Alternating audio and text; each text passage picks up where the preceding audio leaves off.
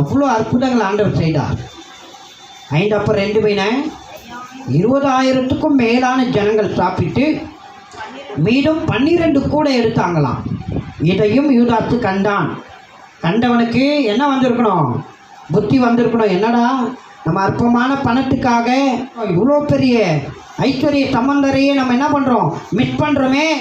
போட்டு நிறையத்தக்கதாக மீன்களை கொடுக்குறார். ஆமாவா இல்லையா? பாருங்கள், இவ்வளோ அற்புதங்களை பண்ணுறாரு. கானாவூர் கல்யாணத்தில் அற்புதம் நடக்கு, குறைகள் நிறைவாகுது, தண்ணீரை திராட்சரசமாக மாற்றுறாரு. இப்போ இவ்வளோ பெரிய அற்புதர் அண்டை நான் வந்திருக்கிறேன், அப்போ என் கவனத்தை அவர் மீது செலுத்த வேண்டும். யூதாஸ்க்கு ஒரு விஷயம் நல்லா தெரிஞ்சிருக்கணும். நம்ம அவரை நோக்கி பார்த்தா, இவரை பின்பற்றினா நமக்கு இம்மைக்கும் மறுமைக்கும் வேண்டிய அனைத்தையும் இவர் அருள் செய்வார், இவர் கொடுப்பார். இவரிடத்துல எல்லாமே உண்டு. அல்லேலூயா.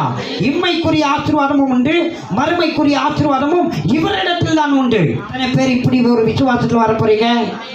நீங்களே பேர்பட்ட விசுவாசத்துக்கு வரணும்.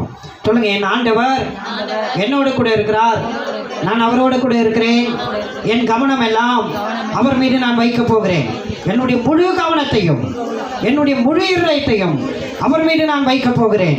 அவரை நான் பின்பற்ற போகிறேன். ஏனென்றால் இம்மைக்கும் மறுமைக்கும் அவர் எல்லாவற்றையும் சந்திக்க வல்லவராக இருக்கிறார். நான் எதை குறித்தும் கவலைப்பட வேண்டிய அவசியம் இல்லை, பயப்பட வேண்டிய அவசியம் இல்லை. பணத்துக்காகவோ பொருளுக்காகவோ எந்த தேவைக்காகவோ நான் பயப்பட வேண்டிய அவசியம் இல்லை. என் தேவைகள் எல்லாம் என் ஆண்டவர் சந்திப்பார், என் ஆண்டவர் சந்திப்பார், என் ஜீவனுள்ள தேவன் சந்திப்பார்.